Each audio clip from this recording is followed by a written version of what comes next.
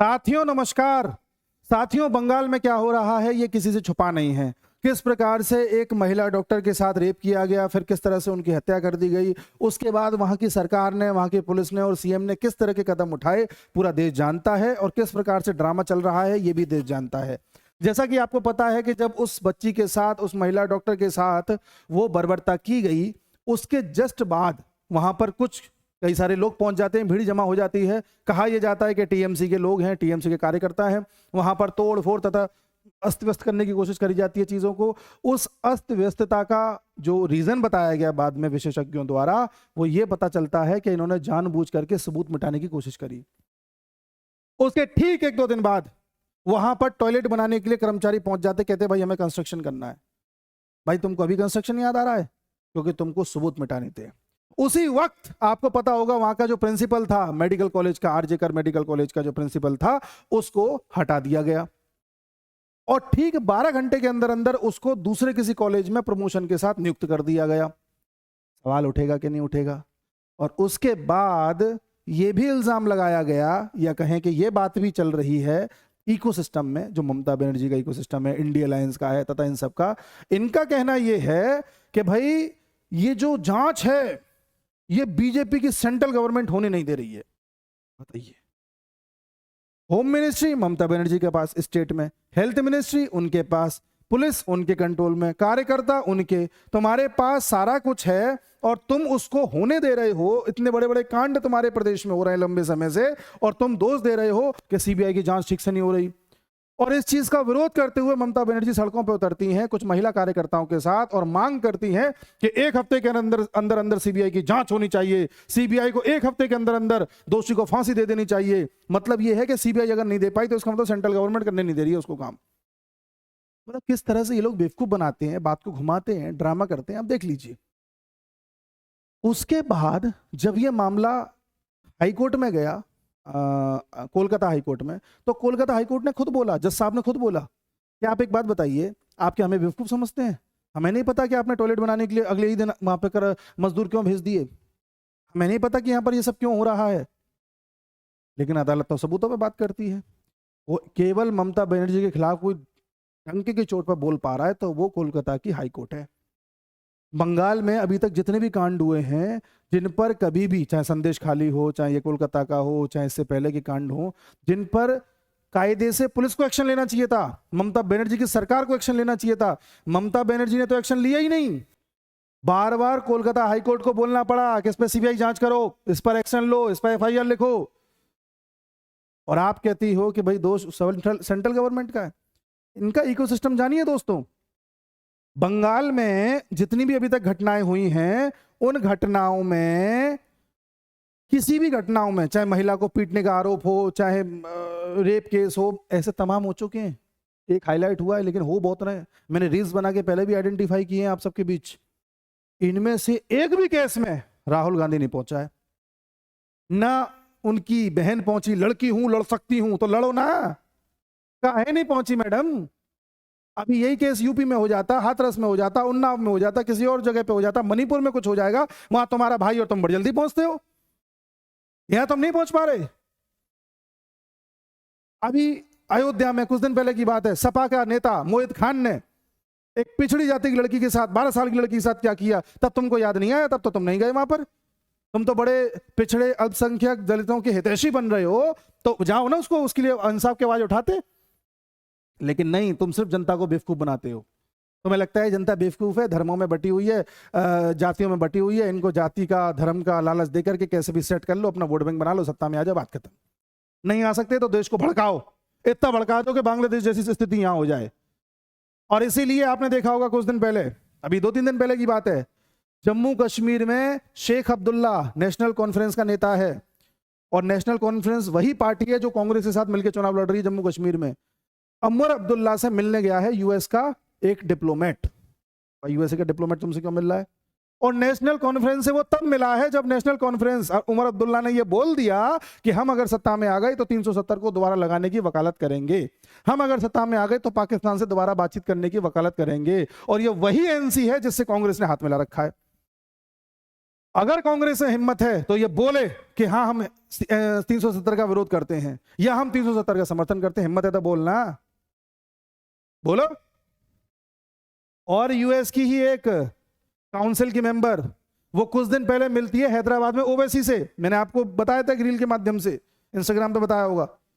उसके कुछ दिन पहले मिली थी चंद्रबाबू नायडू से, उसके कुछ दिन पहले मिली थी रेवन्ना रेड्डी से, तेलंगाना के सीएम से। क्यों मिल रही हो भैया? और जैसे ही ये मुलाकातें हुई अभी जम्मू कश्मीर वाली, उसके तुरंत बाद एक बयान आता है राकेश टिकैत का कि जब किसान आंदोलन हुआ था तो वो तो हमारे किसान 26 जनवरी की वजह से लाल किले पे चढ़ गए, वरना संसद पे चढ़ जाते तो ये बांग्लादेश वाली घटना भारत में पहले ही हो जाती। ये खुद बोला है राकेश टिकैत ने। और राकेश टिकैत का ये भी कहना है कि आने वाले समय में बांग्लादेश वाली घटना यहां दोहरेगी। आप टाइमिंग देखिए, उसी वक्त बंगाल में सीन चल रहा है। और बंगाल में जब वहां पर छात्र गुस्सा हो गए, आंदोलित हो गए, तो 2 दिन पहले छात्रों ने वहां पर दंगे किए, प्रोटेस्ट किए, अपने गुस्सा को दिखाया। और उस पर पुलिस ने किस प्रकार से बर्बरता की आप भी जानते हैं। मैंने छात्रों से दंगे किए बात कही, जो उसका मेरा मतलब यह नहीं कि उन्होंने किसी को क्षति पहुंचाई। ममता बनर्जी की नजर में दंगे किए, उनका कहना था कि इसमें बीजेपी के कार्यकर्ता हैं, बीजेपी के लोग हैं ये। और पुलिस ने उन पे आंसू गैस, ये गैस, वो गैस, उस प्रोटेस्ट को दबाने के लिए जो कर सकती थी पुलिस ने किया है। और ये सब हुआ, लेकिन कोई भी जर्नलिस्ट, चाहे रवीश कुमार हो, चाहे आपका अजीत अंजुम हो, जो जरा जरा सी बात पे ठिकाने पे पहुंच जाता है, मुरादाबाद में कुछ होगा पहुंच जाएगा, मुजफ्फरनगर में वो नाम वाली जो तभी योगी आदित्यनाथ ने बोला था कि आपको नाम दिखाना पड़ेगा दुकानों पे, तो उसके लिए मुजफ्फरनगर पहुंच जाएगा। अमेठी से राहुल गांधी चुनाव लड़ लें इसलिए 1 महीना अमेठी में पड़ा रहेगा। ये सारे काम कर लेगा अजीत अंजुम, लेकिन हिम्मत नहीं है कि कोलकाता के इस केस के खिलाफ बोल के दिखा दे, या बंगाल में जाके ममता बनर्जी के खिलाफ बोल के दिखा दे, हिम्मत नहीं है। और ये जितने भी यूट्यूबर्स हैं ना, ये बहुत बड़े जो लोकतंत्र के हितैषी बनते हैं, एक की हिम्मत नहीं है बोल के दिखा दे ममता बनर्जी के खिलाफ। अब तो मैं नहीं दिखाई दे रहा क्या हो रहा है। सो कॉल्ड किसान, जो किसान है भी नहीं, क्योंकि मेरे देश का किसान ऐसा नहीं है जो लाल किले पे चढ़ करके देश की गरिमा को नीचे पहुंचाए। ये सो कॉल्ड जो किसान थे, इनके लिए तो तुम बहुत बड़ा बोल रहे थे। इन सो कॉल्ड किसानों का जो द्वितीय आंदोलन हुआ था, उसमें एक व्यक्ति की एक्सीडेंट में मौत हो गई थी भीड़ भाड़ में, बिना जांचे पड़ताले राजदीप सरदेसाई ने रिपोर्ट छाप दी कि भाई ये तो पुलिस की लाठीचार्ज की वजह से मर गया है। बताइए, सोचो पुलिस अगर लाठीचार्ज कर देती तो ये लोग इस चीज को कितना बड़ा मुद्दा बना देते। इसलिए मोदी ने ऐलान कर वो किया था, आदेश दिया था कि कोई लाठीचार्ज कुछ नहीं होगा, इन्हें कोई खड़ा होकर करने दो जो कर रहे हैं। क्योंकि इनका इकोसिस्टम इस ताड़ में बैठा है कि तुम कुछ गड़बड़ करो तो यह भी उसको हवा बनाएंगे और अभी बांग्लादेश वाला सीन दोहराएंगे। और उसी राजदीप सरदेसाई ने बाद में माफी मांगी थी इस चीज के लिए, क्योंकि फंस गया था बुरी तरह से। इसी राजदीप सरदेसाई के मुंह से एक आवाज निकल रही बंगाल में हो रही इस घटना के खिलाफ, मतलब ममता बनर्जी के खिलाफ। वो तो यूं और कह रहा है कि आप इसको पॉलिटिसाइज कर रहे हो। अच्छा जी, क्योंकि मालूम है ना, बंगाल में कुछ बोलेगा तो दीदी भी मारेगी और बीवी भी मारेगी, क्योंकि इसकी जो बीवी है राजदीप सरदेसाई की, वो टीएमसी के टिकट पर चुनाव लड़के सांसद बनी है। और ममता बनर्जी तो कह रही है कि अगर बंगाल में कुछ भी उपद्रव हुआ, कुछ भी उलझुल किया, तो बंगाल तो जलेगा ही, बगल वाले प्रदेश भी जलेंगे, असम भी जलेगा, झारखंड भी जलेगा, आप समझ रहे, उड़ीसा भी जलेगा, छत्तीसगढ़, पता नहीं क्या क्या जलेगा, अगल बगल के सब स्टेट गिना दिए, सब चलेगा। मतलब इनकी साजिश देखिए, समझ रहे, इनकी साजिश, इनका नेटवर्क कितना तगड़ा है कि अगर कुछ भी छुआ तो गड़बड़ कर देंगे। और आप कहोगे कि इतना कुछ हो रहा है, राष्ट्रपति जी ने भी अपना दुख व्यक्त किया इस चीज को लेकर के, राष्ट्रपति भी गुस्से में है हमारे देश की, ये सब क्यों हो रहा है। वहां के गवर्नर बंगाल के मिलके गए केंद्र सरकार से, ये सब हो रहा है, लेकिन मोदी जी कुछ कर क्यों नहीं रहे और ममता बनर्जी इतना खुल के कैसे बोल पा रही हैं। तो देखो साहब, मैं आपको बताऊं, ये जो ममता बनर्जी है ना, ये कोई आम इंसान नहीं है, ये पॉलिटिशियंस है। नेताओं को पता होता है कब क्या करना है। ये ममता बनर्जी जानबूझ के चाहती हैं कि राष्ट्रपति शासन लगे लगे लगे लगे, क्योंकि एक बार राष्ट्रपति शासन लग जाएगा तो जो लोगों का गुस्सा है वो तो 2 दिन में शांत हो जाता है। आपको पता ही है, इस देश के लोग भूलते बहुत जल्दी हैं चीजों को, तो 2 दिन में लोग तो गुस्सा शांत कर लेंगे। उसके बाद धीरे धीरे ममता बनर्जी अपनी एक्टिंग स्टार्ट करेंगी। वो चुनाव के दौरान करती नहीं, कभी सिर फोड़वा लिया, कभी पैर तोड़वा लिया, कभी कुछ व्हील चेयर पे आ रही हैं ताकि सिंपैथी वोट मिले, और 6 महीने के अंदर अंदर चुनाव करवाने पड़ जाएंगे क्योंकि राष्ट्रपति शासन लग गया है। पहली बात तो राष्ट्रपति शासन को कहीं ऐसा ना हो कि सुप्रीम कोर्ट ही गिरा दे, क्योंकि आजकल सुप्रीम कोर्ट कुछ अलग स्वर में चल रही है और ये पूरा इंडिया अलायंस और इनका इकोसिस्टम पहुंचेगा सुप्रीम कोर्ट में, चैलेंज करेगा। तो ममता बनर्जी चाहती है कि राष्ट्रपति शासन लगे, क्योंकि राष्ट्रपति शासन जब लगेगा तभी लोगों के इमोशंस जागृत होंगे कि हाँ ममता बनर्जी के साथ गलत हुआ, और 6 महीने में तो इतनी एक्टिंग करी लेगी कि लोग भूल जाएंगे कि असली माजरा था ही क्या राष्ट्रपति शासन लगने का। लोग भूल जाते हैं साहब, तो लोग तो भूल चुके होंगे, तब तक ये एक्टिंग कर करके ये वहां पर जो है अपना हिसाब किताब इतना जमा लेगी कि जब अगली बार चुनाव होंगे 6 महीने बाद, तो इसकी पूरी सिंपैथी जो है जनता की वो इसको मिल जाएगी ममता बनर्जी को, और बीजेपी का सफाया हो जाएगा। Point number 1। और पॉइंट नंबर 2 क्या है कि इमोशन तो है ही, ममता बनर्जी को ये भी है कि अगर चुनाव कराने पड़ गए 6 महीने बाद तो टीएमसी के गुंडे हैं, इतना धमकाएंगे, इतना लोगों को टॉर्चर करेंगे कि या तो कोई वोट डालने जाएगा ही नहीं, और जाएगा तो टीएमसी को ही वोट देगा, क्योंकि वहां गुंडागर्दी चलती है। तो यहां पर दिक्कत है, एक बात समझ गए आप। दूसरा ये कि जो राष्ट्रपति शासन लगाने वाला व्यक्ति है, वैसे तो राष्ट्रपति ही लगाएंगी, लेकिन मोदी जी यानी गवर्नमेंट को सिफारिश करनी पड़ेगी तभी लगेगा। मोदी जी इनसे ज्यादा स्मार्ट हैं। अरे Modi is a very very smart politician. Modi को इंतजार है मौके का, और अभी मौका आया नहीं है। मोदी को पता है कि मैंने आज अगर लगा दिया तो जनता क्या है, जनता तो भूल भाल जाएगी, मामला वो हो जाएगा, न्यूट्रल हो जाएगा, लेकिन बाद में उल्टा मेरे पे ही पड़ जाएगा ये, तो अभी मत लगाओ।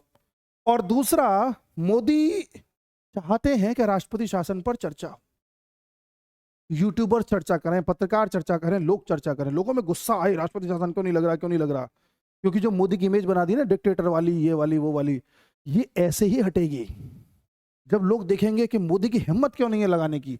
तो पता चला कि मोदी ने सिर्फ 2 ही बार लगाया है, वैसे तो 3 बार लगा है, लगाया 2 ही बार है। एक बार जम्मू कश्मीर का 370 हटाना था तब, एक बार उत्तराखंड में सरकार गिर गई थी क्योंकि किसी का बहुमत था ही नहीं, तो वो मजबूरी में लगा क्योंकि उसको चारा नहीं था। तो इसके अलावा कभी लगाया ही नहीं। और लोग कहेंगे कि यार ये कांग्रेस ने कभी लगाया है कि नहीं लगाया। पता चला कांग्रेस ने 90 से ज्यादा बार लगाया है, इंदिरा गांधी ने 70 से ज्यादा बार लगाया है। तब पता चलेगा लोगों को कि असली कहानी क्या है। एंड मोदी वांट्स कि लोग सर्च करें, लोग जानें, तुलना करें, और लोग तभी तुलना करेंगे जब इसकी चर्चा होगी, और इसे चर्चा होने दो, होने दो, होने दो। एंड मोदी ऑल्सो नो कि अभी टाइम सही नहीं है। He knows this is not the right time to implement president rule. अभी सही समय नहीं है। सही समय क्या है? जब बांग्लादेश में कुछ गड़बड़ होगी तब सही समय है। आप कहिएगा गड़बड़ तो हो गई, और कितनी होगी? अभी नहीं हुई है, अभी तो कुछ हुआ ही नहीं है। अभी तो बांग्लादेश में आप देखिए जो यूनिस बने हैं, मोहम्मद यूनिस सो कॉल्ड वहां के प्राइम मिनिस्टर टाइप के जो बन गए हैं, वो उनके पास कोई रोड मैप ही नहीं है कि बांग्लादेश को चलाना कैसे है। कह रहे हैं 6-7 साल में स्थिति ठीक कर लेंगे। 6-7 साल में तुम 90 साल के हो जाओगे, और 90 साल पे तुम रहो ना रहो क्या पता। और आपको एक चीज और बता दूं कि जहां भी यूएस इस तरह की गड़बड़ कराता है ना, वो गड़बड़ कराने में तो सफल हो जाता है, बाद में समेटने में सफल नहीं हो पाता। अब बांग्लादेश में साहब हुआ क्या है मैं आपको बताता हूं, आप कहानी समझिए। बांग्लादेश में ये लोग हटाना चाहते थे शेख हसीना को।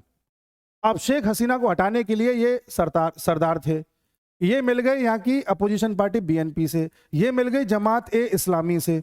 वहां का एक ग्रुप था जिसको शेख हसीना ने बैन कर दिया था, रेडिकल ग्रुप था जमात ए इस्लामी। सब मिल गए कि कैसे भी इसे हटाओ, हटा लो। भारत ने कहा मैडम आप इधर आ जाओ, हम आपको अपने पास रख लेंगे, शेख हसीना हम अपने पास रख लेंगे। हटा लिया, ठीक है। इन्होंने अपना बकरा लगा दिया यूनस नाम का, मोहम्मद यूनस जो भी इसका नाम है, अवार्ड विजेता है। अब इससे कुछ समझ नहीं रहा, महंगाई अलग आ गई है, खाने के अलग बांधे हैं, बिजली का बिल भर नहीं पा रहे हैं। अब वह लोगों को भी लगने लगा कि यार गलत कर गए शेख हसीना को हटा के। वो जैसी भी 3 से तो बहुत बढ़िया थी, रोटी पानी तो चल रहा था, या तो वो भी गया। जो जोश में हमने स्टेप तो ले लिया लेकिन किसी मतलब के नहीं रहे, अब क्या करें। तो लोगों में गुस्सा है, इस गुस्से का फायदा उठाना चाहते हैं ये दोनों। ये गुस्से को इस तरह से करना चाहते हैं कि इसके खिलाफ खड़े होकर के अपनी अपनी सत्ता बनाएं। ये चाहता है कि भाई इसका आदमी क्यों बैठे, हम क्यों ना बैठे, हम में क्या दोष है। ये चाहता कि हम क्यों ना बैठे। अब ये आपस में लड़ रहे हैं जी, और जो जनता का गुस्सा सड़कों पे धीरे धीरे दोबारा आ रहा है, उसको हर कोई अपनी अपनी तरफ लेना चाहता है, और इसी में घमासान होगा, और जब घमासान होगा तो स्थिति विकट होगी। जब स्थिति विकट होगी तो मांगे उठेंगी, हमें हिंदू राष्ट्र चाहिए, हमें अलग देश चाहिए बांग्लादेश में, हमें ये करना है, हमें वो करना है। कुछ लोग कहेंगे शेख हसीना को वापस लाओ, वापस लाओ, वापस लाओ। तब हमारे पास मैडम जी हैं, इनका उपयोग तब किया जाएगा। Point number 1। पॉइंट नंबर 2, और ये जो राष्ट्रपति शासन है ना, जब वहां पर उपद्रव होगा तब राष्ट्रपति शासन लगाया जाएगा। मैंने एक वीडियो में पहले भी बताया था कि राष्ट्रपति शासन तो लगेगा, लेकिन राष्ट्रपति शासन ये कहकर के नहीं लगाया जाएगा कि ममता बनर्जी ने स्थिति खराब कर दी है ना। राष्ट्रपति शासन ये कह के लगाया जाएगा कि पड़ोस में जो बांग्लादेश है ना, वहां पर स्थिति बिगड़ गई है, इसलिए हमें भारत के बॉर्डर्स की, भारत की बाउंड्री की चिंता करनी है, इसलिए विशेष तौर पे वेस्ट बंगाल में हम प्रेसिडेंट रूल लगा रहे हैं। तो हम प्रेसिडेंट रूल लगाएंगे, लेकिन उसका कारण ममता बनर्जी नहीं होगी, बांग्लादेश होगा। और उस हवा में बांग्लादेश में तुम कुछ ना कुछ उठापटक कर ही देंगे, हवा बनी जाएगी मोदी जी के पक्ष में, तब चुनाव करा लेंगे, तब फायदा होगा। जितना हम मोदी जी को समझ पाए उतना, बाकी उनके दिमाग में क्या चल रहा है वो जाने। भारत की अंदर की जो खुफिया जानकारी है उनके पास ही होंगे, हम पे तो नहीं है, हम सिर्फ एनालिसिस कर सकते हैं। क्योंकि साहब बंगाल में राष्ट्रपति शासन लगने की स्थिति पहली बार नहीं आई है, इससे बुरे बुरे कांड डोली है वहाँ। एनआईए की टीम को पीट दिया, सीबीआई को पीट दिया, इसको पीट दिया, उसको। कोई पागल नहीं है जो ऐसे पीट देता है किसी को। वो चाहती है कि आप प्रेसिडेंट रूल लगाओ, तभी तो वो अमर नेता बनेगी। अमर नेता ऐसे ही बना जाता है। लेकिन Modi ji is very smart. आप देखते हैं आगे क्या चलते हैं ये लोग। आप लोगों से यही दरख्वास्त है कि हमें आप मॉनिटरी तरीके से सपोर्ट करें, जिससे जल्द से जल्द हम भी आपके लिए और अच्छा कंटेंट एडिटिंग वेडिटिंग के साथ ला सकें, और एक ऐसा बोर्ड भी हम ले सकें, अपने स्टूडियो को कंप्लीट कर सकें। क्योंकि अभी तो हम दूसरी जगहों पर कैसे भी करके काम चला के वीडियो बना रहे हैं, तो आपका सहयोग चाहिए। हमारा दूसरा चैनल है पॉलिटिकल अफेयर्स इनसाइट्स, उसको सब्सक्राइब कर लेना, डिमोनेटाइज पड़ा हुआ है, धीरे धीरे वो भी लाइन पे आ जाएगा। और इसको भी शेयर वेयर जितना कर सकते हो कर लो, क्योंकि आपको पता है ऑर्गेनिक ग्रोथ तो हमको मिल ही नहीं रही है। जो मिल रहा है वो आपकी वजह से मिल रहा है, चाहे मॉनिटरी हो, चाहे ग्रोथ हो, चाहे सब्सक्राइबर्स हो, चाहे कुछ भी हो। तो मैं चाहता हूँ मेरा परिवार, आप लोग सब लोग मिलके बहुत अच्छा काम कर रहे हैं, मेरा बहुत सपोर्ट करते हैं हर तरीके से। आई वांट कि आप और सपोर्ट करें, और हम और ज़्यादा गहराई में जाकर के, मैं सोच रहा हूँ इतिहास की चीज़ों को भी अब लेकर के आऊँ, इतिहास के बारे में और गहराई से अध्ययन कर रहा हूँ। तो कई ऐसी चीज़ें पता चली हैं, सुन के आप हैरान हो जाओगे, विद प्रूफ लेकर के आऊँगा। ठीक है, तो मिलता हूँ अगले वीडियो के साथ बहुत जल्द, तब तक के लिए नमस्कार।